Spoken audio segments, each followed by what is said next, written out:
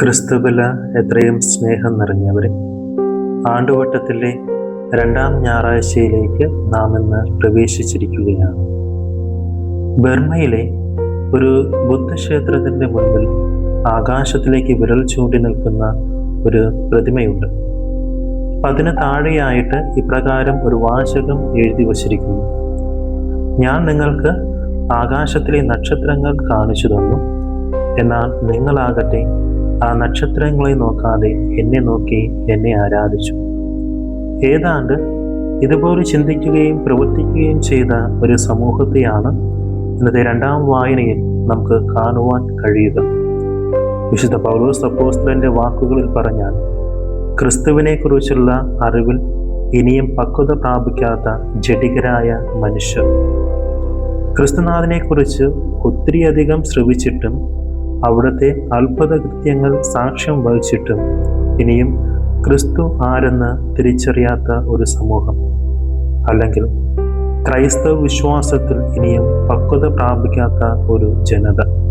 അവർ പറയുന്നത് ഇപ്രകാരമാണ്: ഞങ്ങൾ പൗലോസിൻ്റെ അനുയായികളാണ്. മറ്റൊരു കൂട്ടർ പറയുന്നു ഞങ്ങൾ അപ്പോളോസിൻ്റെ അനുയായികളാണ് എന്നൊക്കെ. സത്യത്തിൽ പണ്ഡിതരായ അപ്പോളോസും വിശുദ്ധ പൗലോസുമൊക്കെ ആരെക്കുറിച്ചാണ് പ്രഘോഷിച്ചത്? അവനെ തിരിച്ചറിയാൻ കഴിയാത്ത ഒരു ജനത. എന്നാൽ ഇതിനേക്കാളൊക്കെ വളരെ പരിതാപകരമായ ഒരവസ്ഥയാണ് ഇത് നമുക്ക് ചുറ്റും കാണുവാൻ കഴിയുക. വിശ്വാസമില്ലാത്തത് കൊണ്ടോ ക്രിസ്തുവിനെക്കുറിച്ച് അറിയുവാനുള്ള സാഹചര്യമില്ലാത്തത് കൊണ്ടോ അല്ല ഇപ്രകാരം സംഭവിക്കുക. മറിച്ച് ഇന്ന് വിശ്വാസം വില കൊടുത്ത് മേടിക്കാൻ കഴിയുന്ന ഒരു വസ്തുവായി പരിണമിച്ചതുകൊണ്ടാണ്.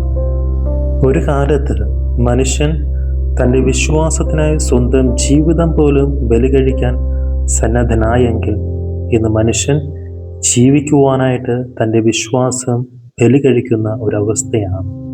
അതിന് കാരണം മനുഷ്യൻ മതങ്ങളെയും മതങ്ങൾ ദൈവങ്ങളെയും സൃഷ്ടിക്കുന്ന കാലഘട്ടത്തിലാണ് നാം ജീവിക്കുന്നത്.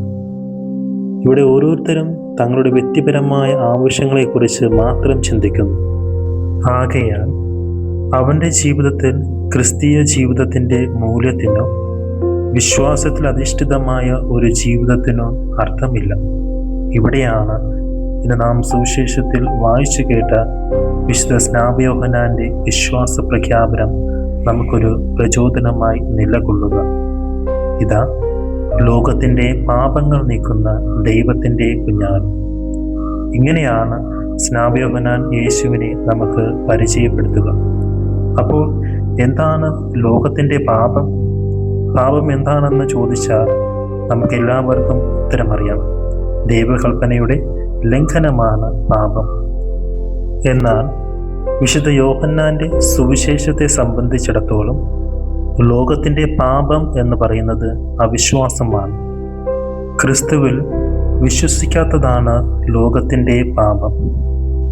ആ അവിശ്വാസമാണ് യേശുവിനെ കുരിശിൽ തറച്ചു കൊല്ലുവാനായിട്ട് മനുഷ്യനെ പ്രേരിപ്പിച്ചത്. ആകയാൽ മനുഷ്യൻ കുരിശിൽ തറച്ചത് മറ്റൊന്നുമല്ല, ദൈവപുത്രനായിരുന്നു. ഈ പാപമാണ് അവിടുന്ന് നമ്മോട് ക്ഷമിച്ചത്. ഇപ്രകാരം ദൈവപുത്രനിൽ അവിശ്വസിച്ച ഒരു ജനത്തോടാണ് വിശുദ്ധ സ്നാപയോഹന്നാൻ തൻ്റെ വിശ്വാസം പ്രഖ്യാപിക്കുക.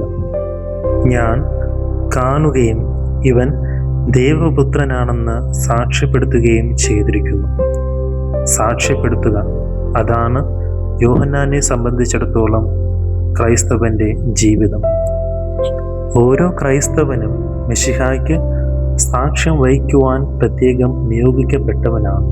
കാരണം മാമോദിസ എന്ന കൂദാശയിലൂടെ ക്രിസ്തീയ വിശ്വാസം സ്വീകരിച്ച് മിശിഹായുടെ സാക്ഷികളാകുവാനായിട്ട് അയക്കപ്പെട്ട ഒരു സമൂഹത്തിൻ്റെ അംഗങ്ങളാണ് നാം ഓരോരുത്തരും.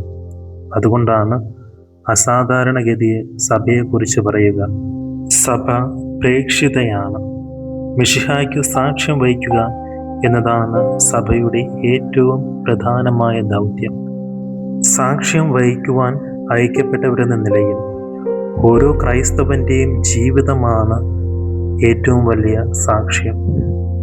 അല്ലാത്ത പക്ഷം നമ്മുടെ സാക്ഷ്യം അർത്ഥമില്ലാത്ത വെറും വാക്കുകൾ മാത്രമാകും.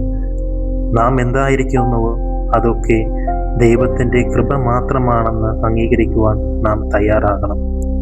വിശുദ്ധ സ്നാപയോഹന്നാനെ പോലെ ആരെയും നമ്മിലേക്ക് ആകർഷിക്കാതെ എല്ലാവരെയും യേശുവിലേക്ക് നയിക്കുന്നവരാകണം. എല്ലാറ്റിനും ഉപരിയായിട്ട് അപരൻ്റെ വളർച്ചയിൽ സന്തോഷിക്കുന്നവരാകണം. കാരണം ഇപ്രകാരം ഒരു ചൊല്ലുണ്ട്: അപരൻ്റെ മെഴുകുതിരി ഊതിക്കെടുത്തിക്കൊണ്ട് എൻ്റെ മെഴുകുതിരിയുടെ പ്രകാശം വർദ്ധിക്കില്ല.